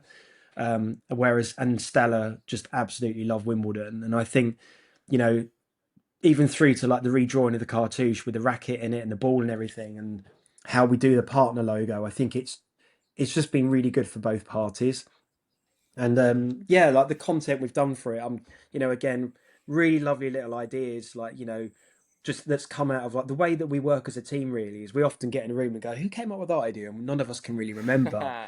It's nice, just that's lovely. Yeah, it's like, honestly, nice we've just got this group of people at work now who just all know this brand so well, and we've all just loved the journey on it. And so like whether it's like the perfect serve and like the chalice hitting the chalk dust, kicking it up, I think the client actually came up with that one. Like when we gave away like chalices and the tennis balls, we kind of got these bespoke tennis tubes made, which they came in, so you could they came as a gift pack, which was lovely. Then around Wimbledon, we do these like we get to design the uniforms, we get to do these like pop-up tennis bars called the Racket Club. It's become like this amazing moment over the last few years, and then that culminated this year with like kind of like the latest project we've PR'd really, which was the Stella White can. So we had this really simple idea about a year ago, which we took to the client, and we were like, it's really fascinating that like Wimbledon, like you have to, if you want to go on centre court, you have to drop all your sponsorship and you have to wear white. And the only rule is you're allowed these two little bands of colour around your arms or your neck. And we were like, why don't we do that as well? And we had this idea, and we took it to the client, kicked it around, and then it just wouldn't go away. And like the client took it to Wimbledon were okay with it. Then we chatted to the ad agency about it, and the ad agency started riffing on it, and they came up with some interesting things. But just one of those lovely little ideas really, that how can Stella say that they've done a partnership with Wimbledon? Well, let's turn white, and this was the can itself. And this was an absolute pain in the arse to make. It was so hard to make this thing. Why? Because you can't really emboss that well. You cannot emboss a can that finely and it will ever work, because it will just get flattened out. And we thought it was going to work just as a varnish print, and it just didn't. Okay. It just didn't look any good. So Sam, our head of production, had to work with so many people to try and find someone that could do this. And then eventually she just worked magic, and about 6 weeks before the tournament, we sort of finally cracked it, and that was that. This is so sick. So it's the same like stock as like a normal can would be printed on and stuff. It's nothing's been like, you know, changed to make the embossing more clear or anything like that. So it's basically like an all over like tactile recyclable shrink, but with a tactile ink on it. So when you hold the can in your hand, it feels like a normal can, but it's actually like basically a new type of shrink technology that's like no one's ever managed to pull off before. But you can kind of you can take the skin off and recycle it, and so it doesn't affect the recycling at all of the can. So it's like we only managed to make 150 of them, but what we did was everyone was a numbered edition, and they all got a different, every single number. We came up with a reason for every single number, whether it was like this person, the age they first entered Wimbledon, or like the number of tournaments they'd had, or the year that this person started working at Wimbledon. But yeah, we kind of created this can, and then we took a load of ideas to the client, and then because of this great ecosystem of people we have now, like, you know, it was the ad agency that actually did the ads that kind of ran around Wimbledon, but with like a couple of our lines kind of mixed in there as well that we'd proposed along the way. And then the social content team was all done by the Stella in-house team, but with like, you know, the fridge we made, with the box we'd made, you know, with using Sharapova. And then we had this idea as well that we came up with and we took to the client, which was that Agassi actually didn't enter Wimbledon for 2 years because he refused to wear white, and eventually he, like, you know, decided to do it. So we took that insight to the client, and then the client worked with their social media team to kind of broker a deal to work with Agassi and create this like awesome content. And so yeah, you put it all together really, and just, you know, it's the latest bit of work of, like, I think we're just really proud of it because I think it's got a really good insight, a really good idea, but also like there's so many great partners there involved, like a brilliant client, you know, an ad agency we kind of collaborate with and send ideas back and forth between now. So like it's really interesting. Like a lot of the work that I'm leading really is not, as you can see, it's not really even rebrands anymore. It's more like how does the brand keep doing stuff in culture to kind of stay relevant, but through the lens of using design, whether it be like sound design or, you know, photography or product design. So yeah, that is what I've been up to. Just a bit. You're all right at this, aren't you? Listen, first of all, before we like unpack anything, congratulations, Sean, on all them successes. Do you know what I mean? And the fights that I can imagine go on behind closed doors, because I know it. With me and Michael both know it feels. You know, we all come up with like these kind of like cool creative idea and whatever it is. You know what I mean? But the sell and getting it over to actually become, I think there's, you know, it's 50-50 sometimes, isn't it? And mate, that must, you know, what would 16-year-old Sean now think if he saw what you're doing now? He'd probably be disappointed he wasn't in like making Star Wars scripts or something like that. I imagine, yeah, or he'd have a go at me for like not being in a band and doing what I actually really want to do in life, which is like kind of like, you know, make music, but I've just got no talent at doing it. So, you know, but yeah, but maybe the 22-year-old Sean would be quite proud. I don't know. Like, yeah. It's so good, man. It's so sick. Michael, please. Well, to be honest, I know I've seen it all before, Sean, but I'm like really blown away because like I think back to the Dominoes, like when we was in uni, like that's probably when that project picked up. Without blowing smoke. I went to see a David Hockney exhibition years ago, and I walked around it, and it was like, wow, the splash, and then you turn another corner, and you're like, wow, the collages, then you turn around another corner, it's like, oh, the stuff he's doing on the iPad now, and you come out of it, and you feel like you've just been on a roller coaster, and not many people understand what I mean by that, like looking at some creative work and coming out feeling like, wow, like you've just been to a gig, but honestly, just I couldn't help but like stop like laughing and giggling because you like just rolled through those projects like they were nothing, and then the next one was something bigger and better, and I was like, Jesus Christ!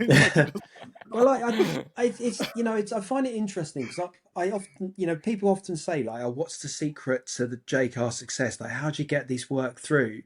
But like, honestly, it's just relationships. You know, that's all it is. Like, you know, I I realised as a designer myself, I'm not really the best crafter. Like Ian used to joke that sometimes I'd craft like I was using the back of a spoon, and like, you know, I realised I'm not the guy that's going to do that stuff. But I'm so lucky to have had all these people that have come through JKR who can make stuff look beautiful. And like, I feel really weird about talking about a lot of projects because I don't even feel like I have a right to really say I had much to do with them, because like really my input is so small when you're in like an ECD role. But like, you know, it's my job to like steer it or kind of help it. But I think, you know, JKR has had relationships for 30 years. And I think through the spine of the business is a group of us that have been here for like, you know, it's my 15th year of working at JKR next month. You know, we've just had someone retire from JKR that's been here for 35 years. You know, we've still got people that have come in to mentor us that have been here forever. And like, you know, we're a big agency. We probably have thousands of people work for us. So you'll find plenty of people that probably didn't have a good experience working with us. That's just always going to be the way, you know, any agency, certainly a big one. But, you know, I was on Instagram yesterday and there was a wedding, and this is a couple that worked at our place like 10 years ago. And there's still like 20 people there from our agency from like the last 10 years, like, you know, that are there. And I think the relationships you make within work are really important, but also like you can only get brave work through with clients when you're either like the hot new thing on the block and everyone just trusts you and gives you a chance, or when you've cultivated those relationships for like 20, 30 years. And the reason why we're doing that kind of work on Corona and Stella now is because there's been like 20 years of having to work incredibly hard, doing some very unsexy stuff and going through some tough times to earn that level of trust and work our way up, you know. And like, I've always been a real believer of like, if you dig in and work hard on the unsexy thing in the studio that no one wants to do, it's probably going to long term pay off for you more than taking the hot new like brief in the studio. And, you know, I would say that like most of our best work is a testament to like getting stuck in. And like my one bit of advice for anyone, like sometimes is like, I've seen a lot of people in this industry jump around loads of places looking for like the answer, and there's always an interesting bit in a brief. There's always a great client in your midst that you can work with. You know, and some of those clients like Andre on Stella is someone I've worked with for like 12 years now, and as he's just got promoted through the business, we've just gone up with him really. And you know, toughing it out and sticking somewhere can be so valuable, you know. Like I know it's a world of jumping around or working remotely. You're not spending the time getting to know people in person like, you know, you once could for very fair and good reasons. But I do think our strength really comes from getting on a plane and spending a week with our client in a room, getting to know them more, or, you know, spending time with the team and really getting to understand what makes them tick, you know. Yeah, trust and relationships. I hear you. I think that's a really good take, Sean. Are you ever going to like do a book or anything, a JKR book, or you know what I mean, or anything? I don't think so. Like we're all too interested in the next thing. Like none of us have been like Tosh is like, I haven't really talked about Tosh very much really, but Tosh was the guy that like Ian employed to sort of bring in to run the business creatively. And you know, he did the Budweiser rebrand and Dunkin' and played a big role on like Burger King and Paramount as well, kind of like steering it. And he goes a bit unsung a bit sometimes, but he's so ambitious. Like the moment we do something, it's like, okay, well that's RSPCA, great. Well, okay, what's next? You know, like, okay, well that's EA. Okay, but what do we do now? You know, like, okay, well it's great you've done the white can last week. What's the next thing you're doing for Stella? Like, you know, he's. I think that is in the reason why I've stuck at JKR for 15 years. Really, is that I feel like I am surrounded by people who are more interested in what we're doing tomorrow than what we did yesterday. And actually, once we've entered work into awards, like, you know, most of the work I've shown you today is not even on our website anymore, because like we're just, if it's one of those industries that the moment you stop doing good work and you just rest on your laurels, or you just think, well, I did Domino's and it's great, I'm just going to put it on the website and I'll get work forever. that's where it all falls apart. Like, you have to be doing great work in this industry every few months, or people forget about you overnight, you know? So we all know that you do great work in the industry, but what does your mum think you do? What does my mum think I do? I think she sort of knows what I do. She knows who I work with. For a long while, like my wider family, I did just used to tell them I worked in advertising because they didn't really get what design was. But I mean, I used to be able to just often go round to a lot of my family. I work with so many mainstream brands. Like, it was very easy to like say to my mum, like, "Oh, well, you see that bottle of ketchup in the cupboard? Like, Rachel on my team, she did that job." Or like, "Oh, you know, like that bottle of whiskey that's on my shelf over there, like, yeah, me and Luke did that." You know, like, so that it's always been quite helpful that I can point to bits of packaging in the past, and sort of, it's getting a bit harder now that I don't even know what I do anymore. Like, I'm It's the like, digital world taking it. Do you know what I mean? The yeah, TikTok. Yeah. yeah, because it's like we don't do advertising, but we definitely are creeping into that world where some of what we're doing is getting uncomfortably close to it at times. But then, you know, sonic mnemonic, I mean, how do you explain that to someone? I mean, but I think she does. I think she does, yeah, on the whole. But you know what? I mean, the biggest problem with design is like, how do you sum up what it is? It's Yeah. even within our own industry, like a definition of what design is. I mean, everyone thinks it's something completely different, don't they? So, you know, I think we haven't made it easy for ourselves as an industry. Let's put it that way. Well, big up Mrs. Thomas if she's listening. Thanks. I'm sure she will be. Hello if she is listening. We both can't thank you enough for this, Sean. That was absolutely amazing. We could keep you for longer, but 2 hours on a Sunday, yeah, again, you know what I'm saying? It's a lot. But yeah, so sick. Congratulations again. I can't wait to see what comes out next, and I look forward to having a beer with you at some point, mate. Hit me up next time you're in New York. I will. Yeah. Please do. And, absolutely. No, thanks for taking the time. It's been good. I better go cook the kids some dinner in a minute. Appreciate you, Sean. Thank you so much. Cheers. Boom. Sick.